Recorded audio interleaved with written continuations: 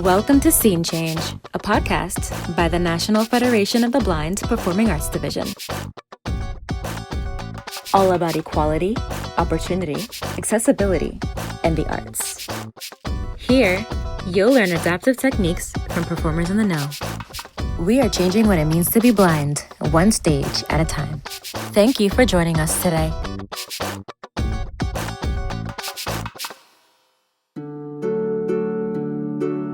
Why am I alone tonight? Still can't believe you're gone. The coats in the closet still smell like you. I still play your favorite song. How do you still enchant me tonight? To music's mirror I'm spellbound. Familiar melodies you would see reflect what my heart thought it found.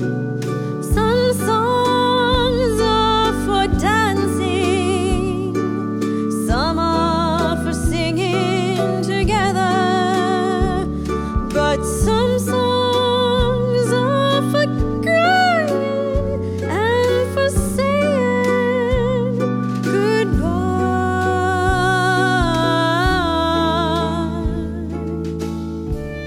Hello, everyone, and welcome to Scene Change. I'm your host, Lizzy Muhammad Park, and you've just heard Some Songs Are for Crying by Jessica Victoria. In this episode, I get the chance to interview someone who I haven't seen in almost 10 years. She's an amazing combination of power and gentleness, classical, Celtic, operatic, and many other genres of music. She's a professor who's a lifelong learner, and her music is both energizing and soothing. You may know her as Jessica Pachicha, but we're talking about her in a musical sense, so we will refer to her as Jessica Victoria. Welcome to the show, Jessica. Thank you. It's so great to be here, and I'm really looking forward to talking with you. And so, thanks again for having me today. Of course, of course. So, to kick things off, for anyone who is listening to our show who is not a Federationist or even just new to the Federation, would you tell us a little bit about your background as far as blindness goes, your philosophy, and then after that, we'll get into your background about music and how it relates to music. Sure. Well, I was born blind. I'm originally from Albuquerque, New Mexico. So once a New Mexico native, always a New Mexico native. And I was really fortunate because I was taught Braille and cane travel from a really young age. Fred Schroeder really and all the wonderful teachers in Albuquerque were just such inspirations to me ever since I was really, really little.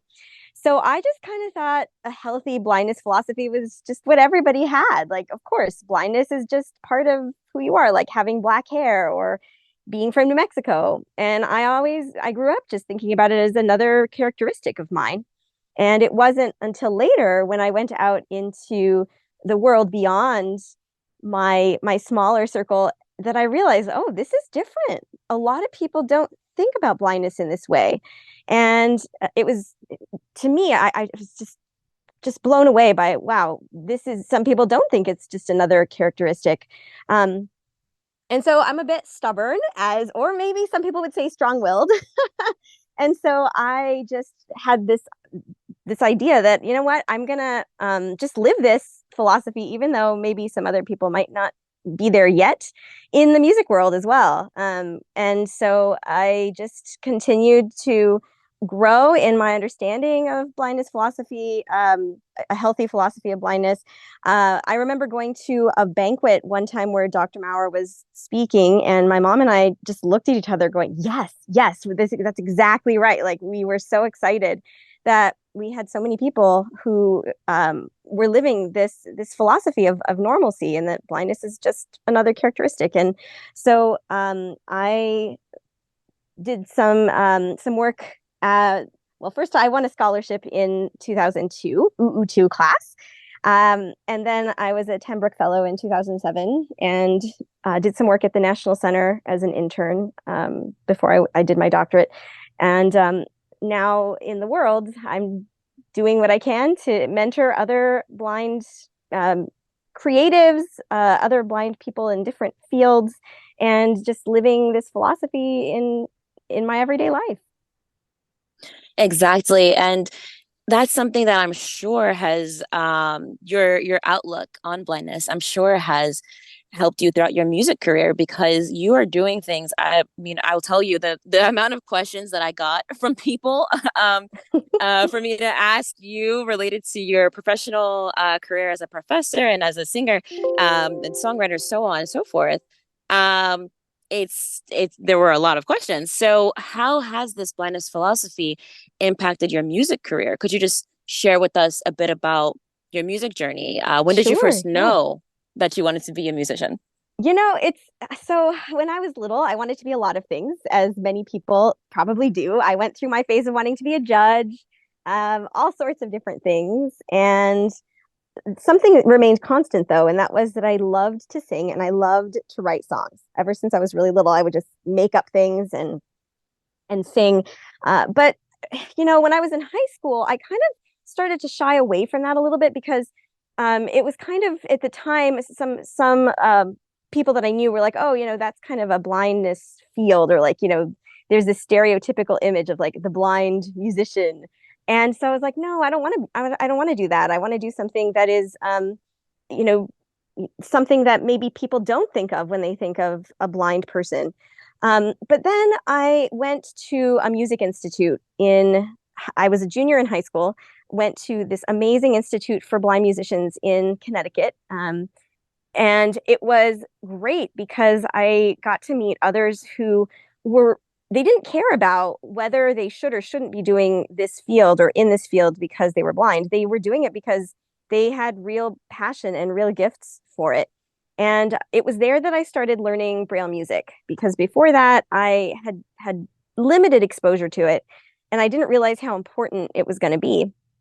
And so I started learning Braille music. I came back home and I just knew that no matter what the sort of stereotype was about being a musician, I wanted to do it because it was deeply ingrained, this passion in me. It wasn't anything sort of that was limited by me being blind or anything like that. And ironically, though, once I got into the music field, I realized that how much of it was actually sort of more visual, and there were still walls to be to be encountered as a blind musician, one of which is actually the music, right? So learning how to read Braille music, not just relying on memorizing things, still realizing how important having a good ear is, right? But really getting to understand the Braille notation and then also the print notation, because as I got more and more into music and worked with a lot of sighted musicians as well, I had to be able to relate to what they were seeing. And that turned out to be really important as I began to teach music theory later on to sighted students. And another area that I hadn't thought about as being a challenge turned out to be the area of stage movement and acting. And it was, to me, I always thought, oh yeah, of course, that's going to be, something that I do. And I didn't really give it a second thought until sighted directors and people in the field were like, oh, well, how are you going to do that? Like, I'm afraid you're going to fall off the stage as a blind person. And I was like, what? I never even thought about that. Um, so I had to start thinking about, okay, well, it's not just about convincing me because I know I can do this. It's about showing my peers. It's about showing the gatekeepers that I can do this without them having to worry. And so I studied dance. I studied movement. I worked with coaches and was able to cross that barrier as well. And so being able to act and sing and know the music was really important. And also to be able to confront with gentleness and with directness, though. Sometimes people's stereotypes about what they thought a blind musician should be like and what I actually was like, right? So being able to actually show them, no, this is something that I can do, for example, as far as stage movement, as far as being completely able to act, right? And no, I don't have this encyclopedic memory that you can't just play something for me once and then will remember it forever. I mean, great if some people can do that. That's awesome. That's their talent. But me, no, I'm sorry. I need Braille music. I need to be able to see the music in front of me. So that's just a few things that emerged as I went down this path. That at first I thought, oh, I want to avoid it because it's quote unquote a blindness path. But no, it's turned out to be I decided to do it because I was passionate about it and I loved it, and it was not obstacle free. Not obstacle free, but you're definitely someone who's, it sounds like you were a natural at it from, the very beginning, and just the way that you were able to pick up things like Braille music. So you learned Braille music at this experience that you had, and then did you sort of have to go home and perfect it yourself, or was there a teacher who was able to help you kind of hone in on those skills? What did you do for Yeah, learning so Braille music? I got the inspiration and the introduction and the framework right for the skills at the institute, which is was in Bridgeport, Connecticut.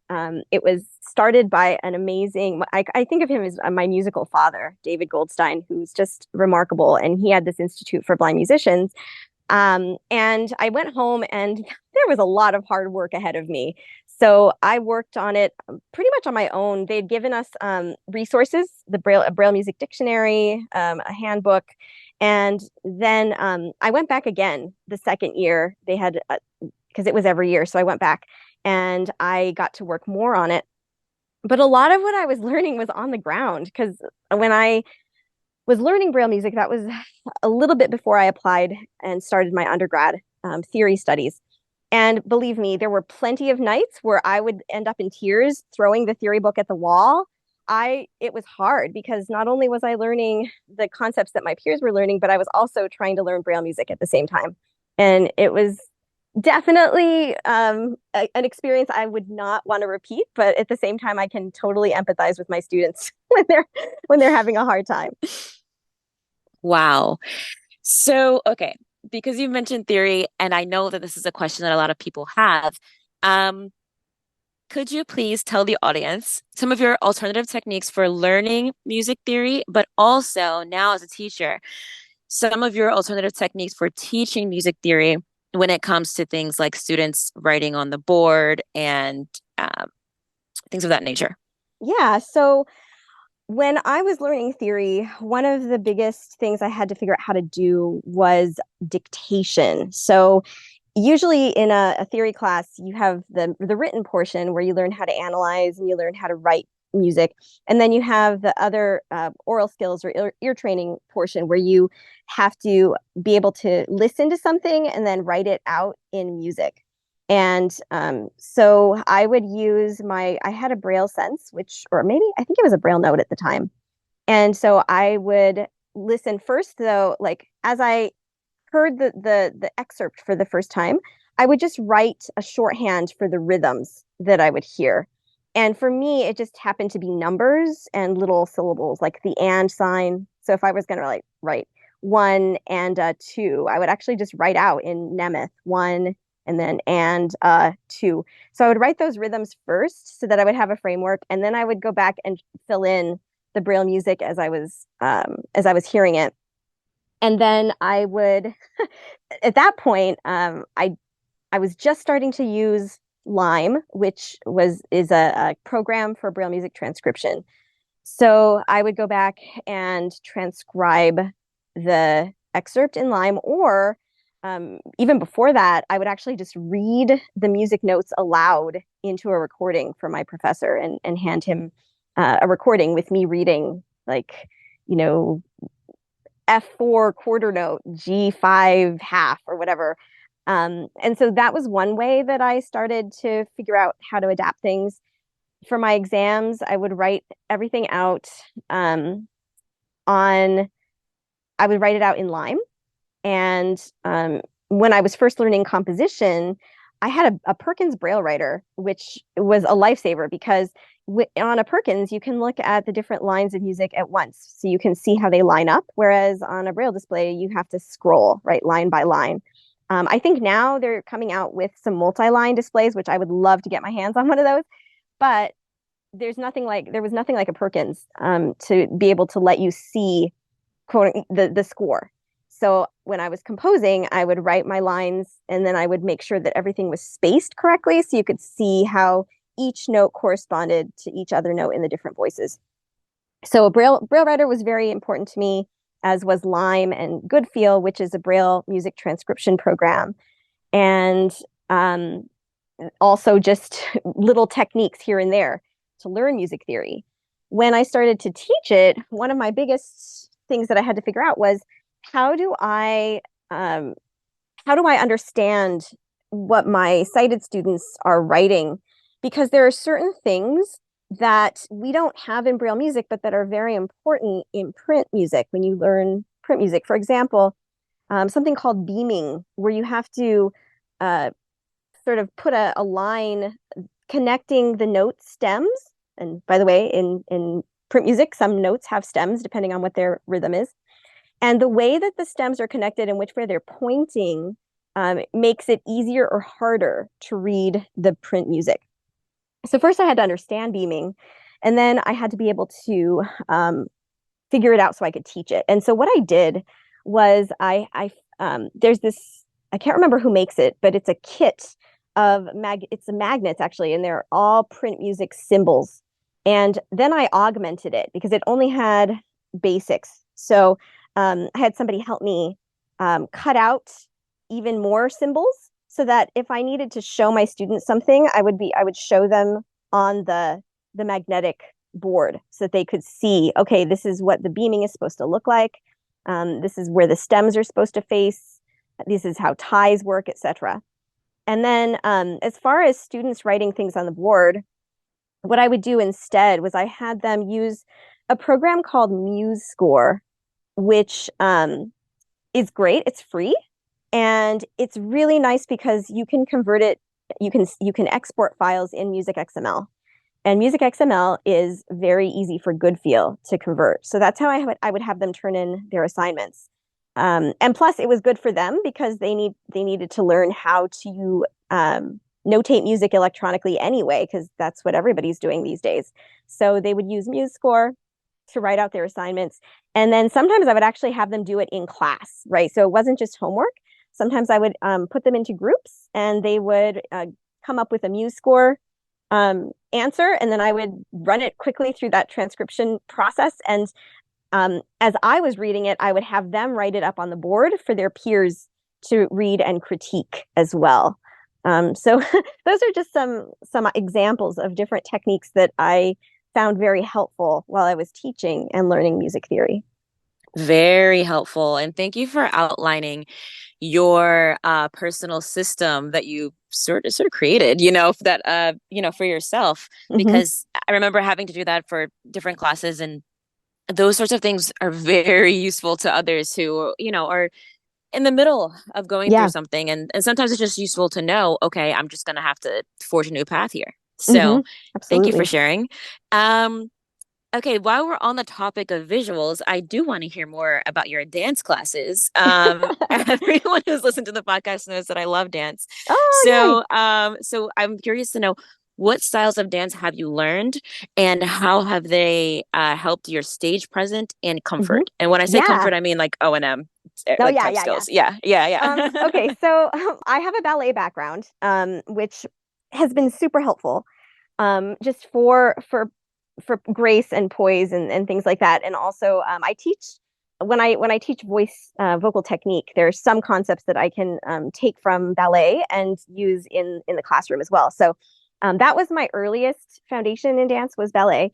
And then I did take ballroom dance as well because I love ballroom, first of all, and also in some kinds of staged shows like opera and things like that. You will need to know some of the steps, like a waltz or a minuet or things that might be useful to have in a scene, for example. Plus, it was really great because it helped me with comfort and being able to relate to another person, right? And to um, that sort of movement in a partner kind of setting. I also I have some salsa background as well, and I I guess that falls into ballroom dance. One of my favorite kinds of movement that I got to do was stage combat. And that was really cool because we got to use different kinds of weapons on stage, and we got to learn how how to move. We did quarterstaves, we did broadswords, we did épée, and again, it's great to have that for shows. But I just love it anyway because it helps you relate to your body in a different way. Um, so I was able to take that set of movements, that set of movement skills to to some staging in my opera career, etc. Um, but as far as relating to comfort on stage, I think just the conglomeration, if you will, of being comfortable with moving in different ways and growing spatial awareness really helped with that. Usually, what I'll do if I'm doing a show is for maybe the first couple blocking rehearsals, I'll have a folding cane with me on stage just so that I can understand what the layout of things is. And then once I understand that, then I don't use a cane on stage um, for a choreographed show. Now, for my recitals and things like that, I do use a cane on stage, and I'm able to kind of integrate it into the movement on and off stage, etc. It just really depends on what the show demands. And also how long I'm going to be in a space, because sometimes if you're touring, you don't get the luxury of seeing the space that much beforehand. Whereas if you're doing a show in a place that, where you have a couple of rehearsals, then you will get a chance to see it. And it's easier to go through the different stages of familiarizing yourself with it.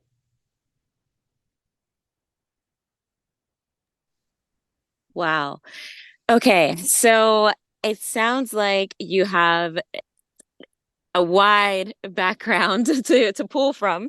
And then also, just combining that with the blindness techniques that you learned, probably, I'm assuming, the ones that you learned as a child, Mm-hmm. and sort of just combining the two of those to create comfort on stage, which is really good to know, especially um, for others who may be musicians, but, because we always get questions about Mm-hmm. stage presence. And it Yeah. sounds like, doing something like dance class and, things like that are the things that could really help. Acting classes could really help. People who are thinking of, well, I'm just doing something that's audio based. No, Mm-hmm. it's Mm-hmm. a little bit of everything. It's It audio, it's is. visual.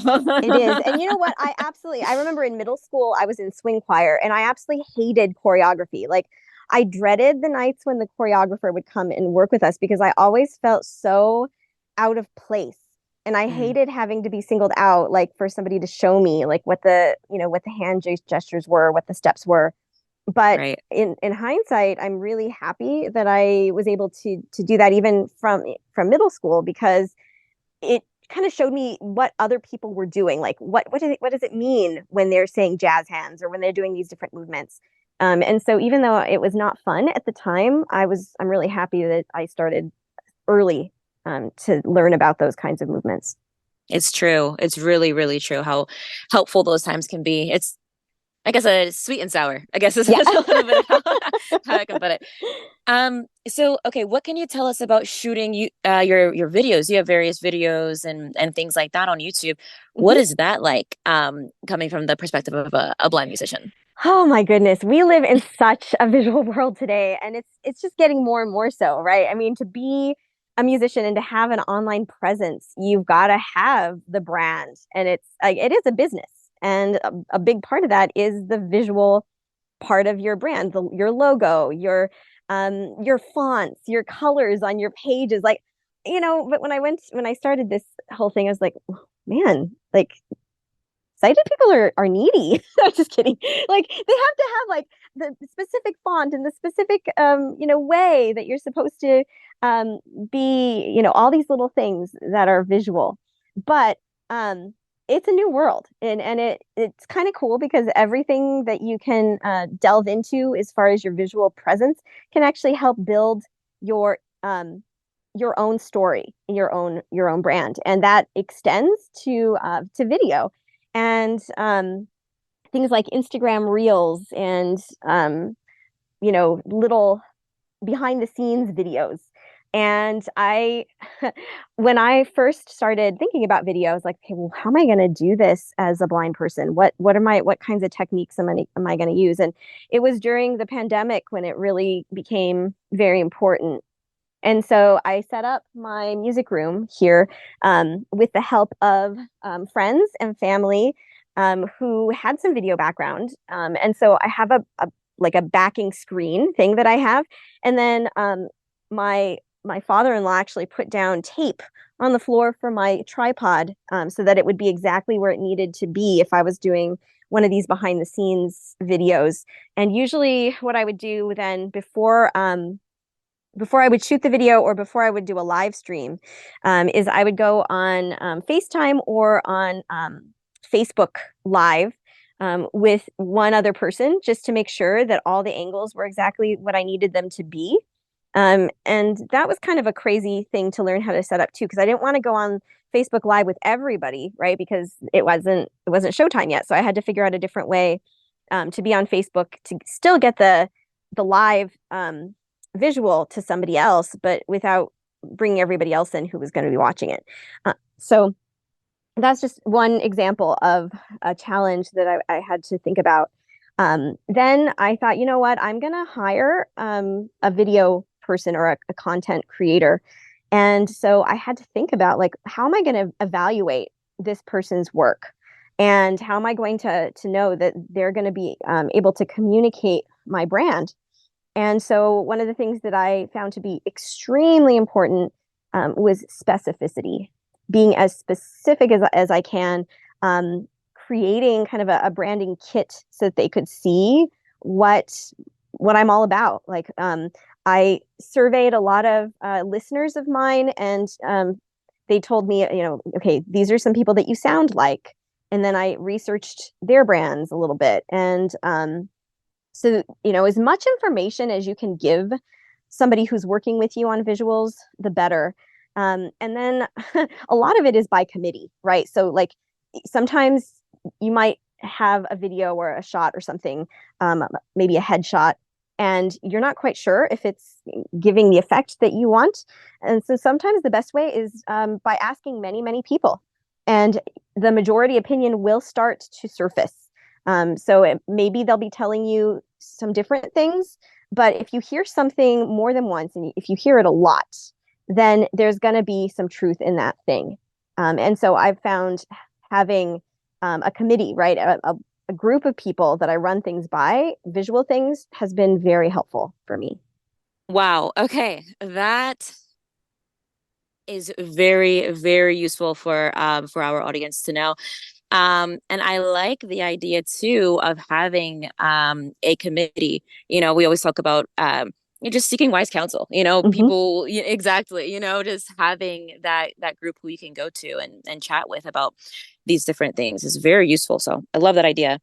Um, I would like to get into a bit more.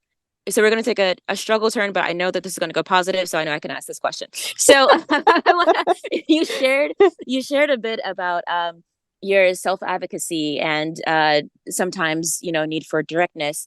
And I wonder if you face any barriers breaking into the traditional field of academia.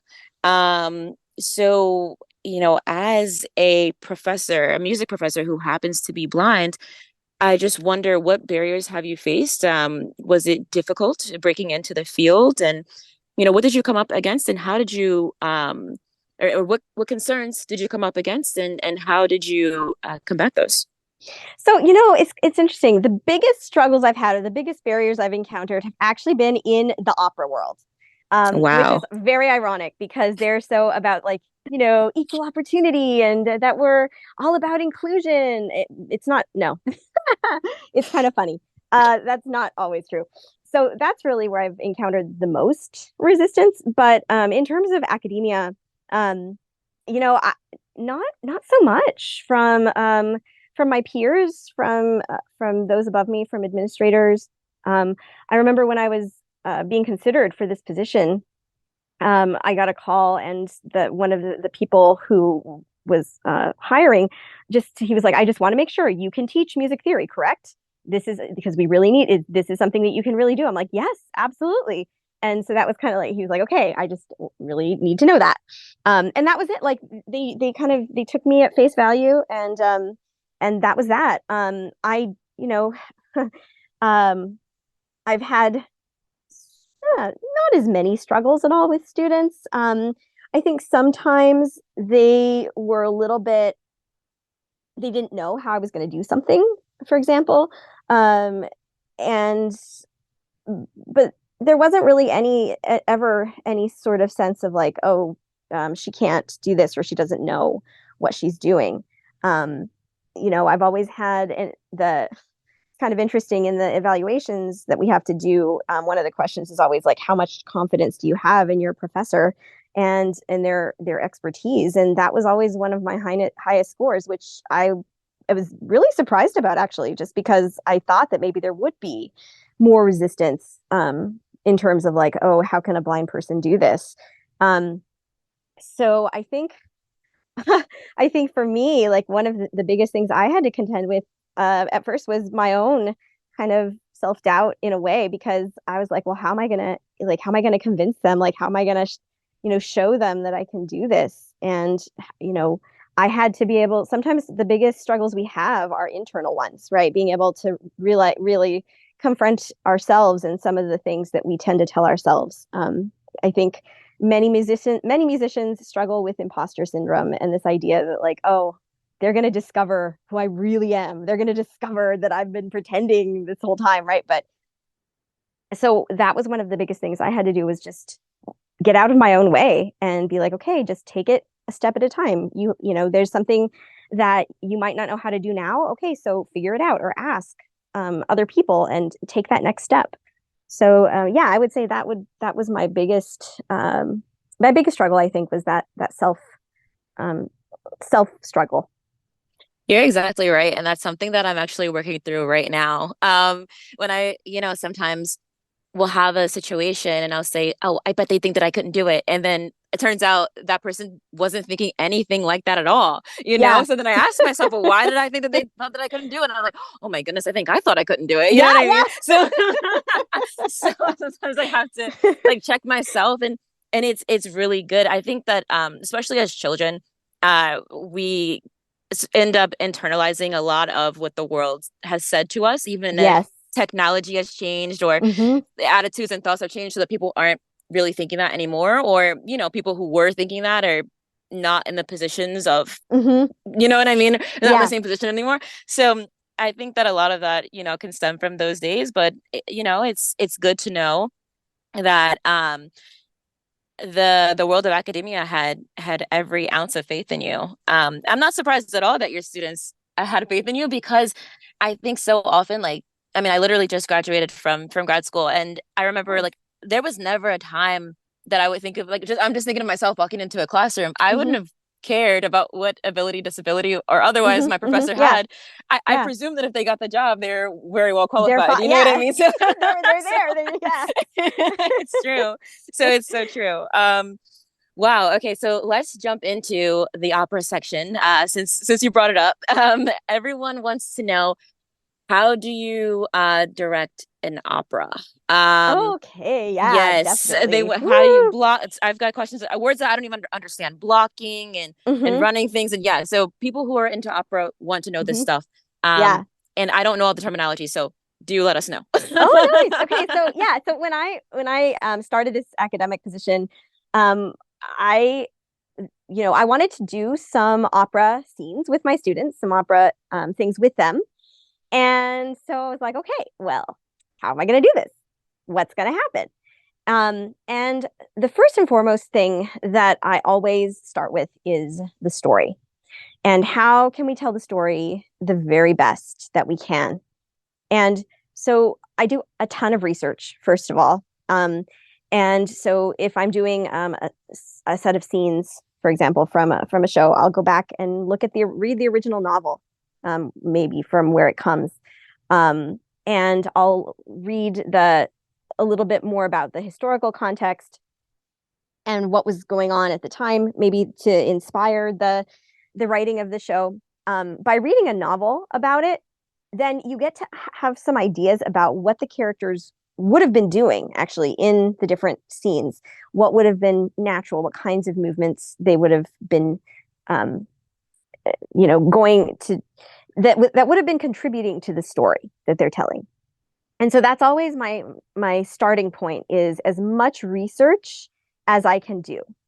And then the second one is I work a lot on personal characterization, personal character development with each of my singers, so that they're taking a very active role in their own character and story that is founded not on just kind of, okay, now you're going to walk 3 steps, and then you're going to raise your hand, and then you're going to, not sort of outer choreography, but movements and gestures that are informed by the inner psychology of their characters. And so I work very collaboratively with my artists, because if they have this process that I teach them about creating what's called a subtext, and creating sense memories from that subtext, then they're going to come super prepared to our strategy sessions. And so I want to hear from them about how they envision a scene before I go into the specifics of blocking and costumes and things like that. And so again, I have a very specific idea in mind of what I want to convey with a particular staging of something. But I'm really interested in collaborating with the people who are going to be the singers, the people who are going to be helping out with the tech, etc. And so again, I approach it with a committee in mind. So I might have a great idea for something, at least I think it's great, and I explain it, and I was like, okay, well, what do you think? Should we do this, this, and this? And sometimes they're like, yeah, that's great. And sometimes they might be like, oh, well, you know what? We're not going to be able to see that particular motion as much. So, why don't we do this instead? And so as I start to conceptualize everything, I go from the perspective of like, here's my big idea. This is what I want to achieve. Now, what are the small steps that we can do to get there? And how can I collaborate with people who are, on the ground, and who are the characters in this particular scene? Then in terms of organization, it's really no different than organizing any other kind of big project, right? You have to coordinate rehearsal schedules, and you have to make sure that everybody is off book by a certain amount of time before the show. And then you have to make sure that all the tech is ready, and that one thing that I have found extremely valuable is having a really competent stage director, somebody who is in charge of making sure everybody's props are where they need to be, when they need to be there, and somebody who can make sure and give notes to the musicians, to the actors, after rehearsals and things like that. Somebody who has a really good eye for detail as well, so that maybe she'll catch something, or he'll catch something that I might not have caught it. Caught. There's my grammar today. And so that's been really, really helpful, is having a very trustworthy, competent stage director. And yeah, we've done some really fun scenes, and they've been well received. So I never thought I would go into the world of actually directing. That was just never on my horizon until I had to do it. So Wow. See, that's the really cool thing, though. It's like life just takes us in these different paths that we didn't see coming. yeah. Did you see yourself using Celtic music and all these different Yeah, genres together? so you know what? That's really that's like my central love, right? So like, there's just so many ways, right, that we can branch out into music, but it my multi-genre songwriting is really I guess that's my wellspring, right? That's kind of, if I were to say that's my heart, Yeah. that's where it would be. And I really started to tap into that as I really started learning the Celtic harp because when I was little, I would use the piano ever since I was really, really young. And I like the piano. I love it. I teach it. I use it when I teach theory, and it's a great tool. But I never felt like a connection with it in the same way that I feel when I'm playing the harp and I'm writing. Because sometimes the instrument itself can lead to some new idea, some new melody, or some new path for writing. And so being able to have the harp as my instrument for accompanying has really opened my horizons and enlarged this whole creative path for me. And so being able to find this unique intersection of genres, be it Scottish Gaelic or influences from heavy metal or maybe from classical piano music, right? And taking them and blending them all together to tell a story has been a joy, and it's been a voyage of discovery for me. And being a storyteller, first and foremost, I think music definitely always serves the story. It's just another way for me to expand that and bring people into a place of magic and wonder and beauty. Wow, that it does. How did you pick up the Celtic harp? Like that's, you know what I mean? Like were you in what, I don't know, Ireland? I don't even know if that no, I will leave the question as I Yeah, first said no, it. How yeah. did you pick it up?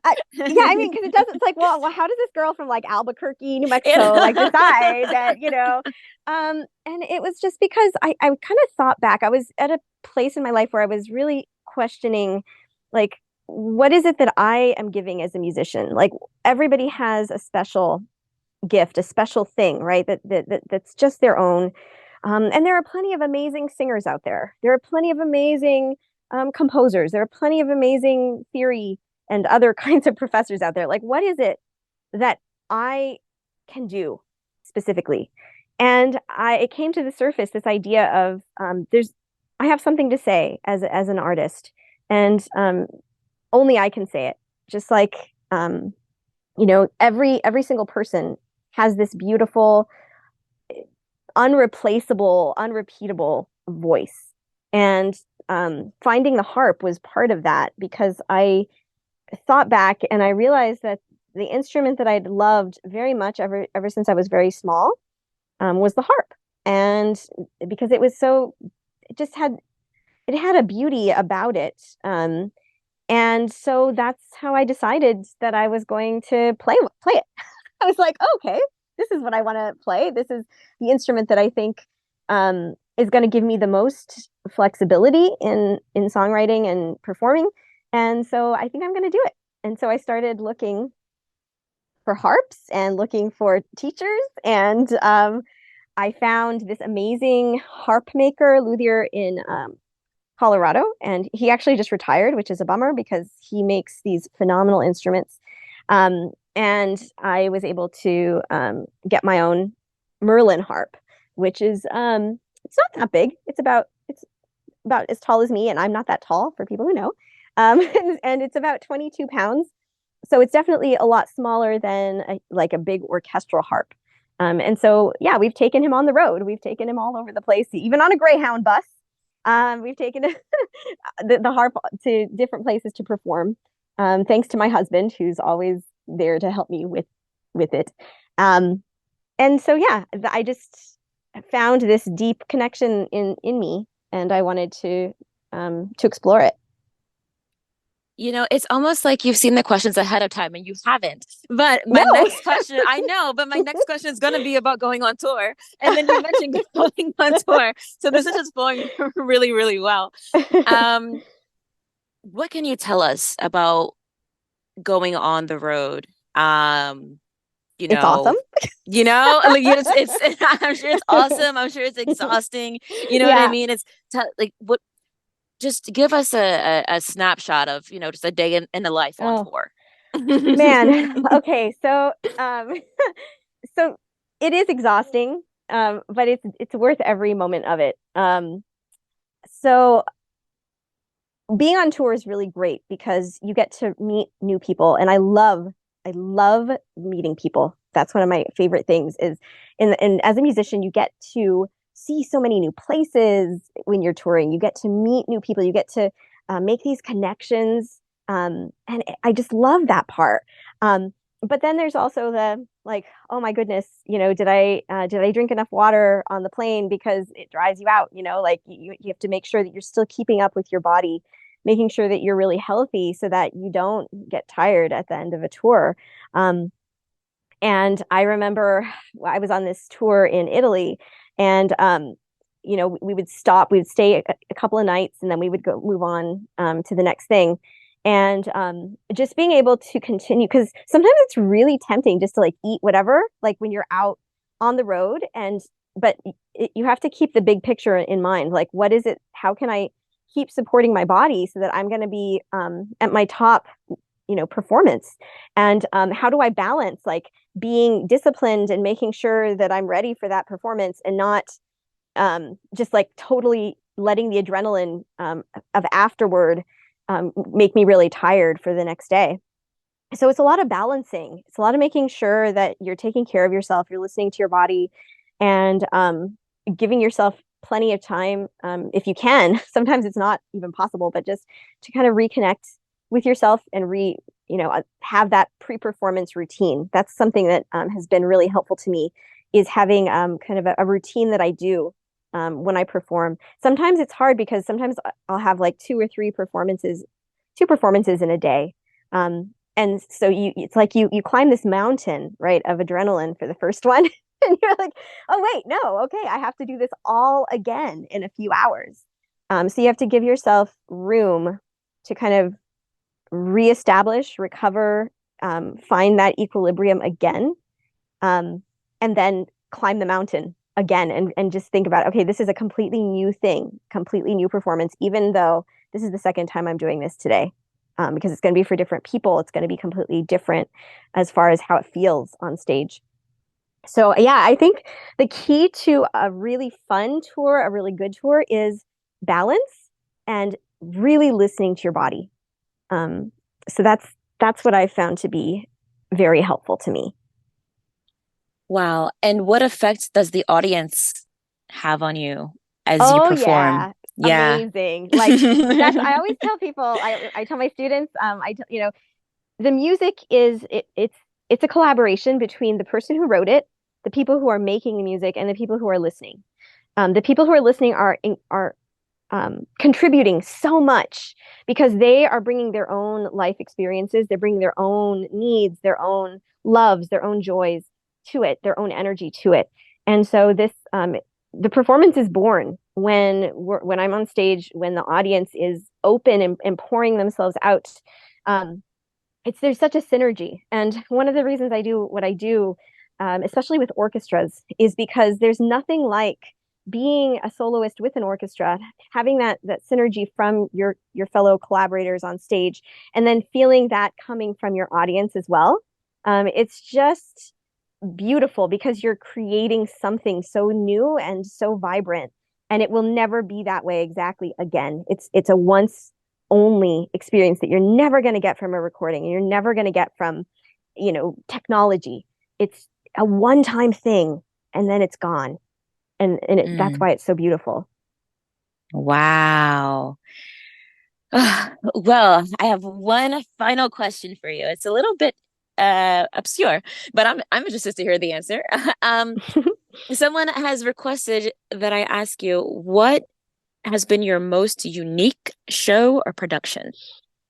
Ooh, that's a hard I one. I mean, know, I what do you mean? know. It's like everything. Like, I mean, I could be really cliche and say like every single thing is its own thing. But the ironic thing is that wouldn't. I mean, even though it's cliche, it's completely true. Like the thing that I'm working on right now is really really exciting. Mhm. Um, but the most unique. That's I would say, I mean, it wasn't a show. It was more like a recording experience. Mhm. When I did my album Songs of the Summer Realm, we were recording it in the Scottish Highlands, which is a beautiful part of Scotland. There's lots of sheep, lots of mist, lots of solitude. And the musicians and I were all staying at the recording studio. And there was a song on the album that it was really hard to record because there were so many moving parts. The harp part that I had written, was not the easiest to record, and we're just trying to find that the exact way of expressing the ideas in this song. And I remember we finished it, and the words. So it's based on the Holy Grail, and Arthur and his knights going to find the Grail, and their adventures, becoming imprisoned along the way, and having to fight this evil force. And so at the very end, the verse talks about the chains on the captives' arms and legs dissolved in this fresh rain from heaven. And so I think the words are something like, and the rain, the song came pattering down like rain and melted the captive's fetters. I think something like that. And so as we finished that was the last part of the song. And then I came out upstairs into the upper level of the studio, and it was raining, and it was this fresh, beautiful Highland rain that just smelled so clean, so wonderful. And it was almost like it was a blessing or a benediction on the project. Like, yes, this rain is falling in accord with the song. Yeah. So, yeah. Yeah, that was a cool experience. I love that. How awesome. Weren't expecting that, huh? Yeah, exactly. Well, that's all we have time for today, but thank you so very much for joining us. It's always a pleasure to have you. So yeah, thank you come so back much anytime. for having me. Thank you so much. Take care. Thank you. And before we let you go today, could you just let our listeners know where they can follow you and where we all can follow you? Yeah, absolutely. So my website is jessicavictoria.com. And you can join my community of kindred spirits by going to go.jessicavictoria.com. You can also follow me on Facebook at JV Songstress, and on Instagram at the same handle, JV Songstress. And to everyone out there listening, keep sending us your questions. We will have our podcast episode next month. I know we promised it for you this month, but we're just going to go ahead and do that next month, along with those lovely recordings that you all did for us about why and what you appreciate about the podcast. So we will do our anniversary episode just 1 month late. In the meantime, this has been another episode of Scene Change. I'm Caitlin McIntyre, president of the National Federation of the Blind Performing Arts Division. Thank you so much for listening to this episode of Scene Change. If you like what you heard, be sure to subscribe wherever you get your podcasts and visit our website at nfb-pad.org. There you'll find links to our social media, membership, and resources for blind performers. Thanks to everyone who makes this show happen. Scene Change is produced by Shane Lowe, Joe Schuneman, Precious Perez, Chris Nussbaum, Seyun Choi, and Aaron Jordan, with music by Ryan Strunk and Tom Page. Remember, you can be the performer you want. Blindness is not what holds you back. We'll see you next time.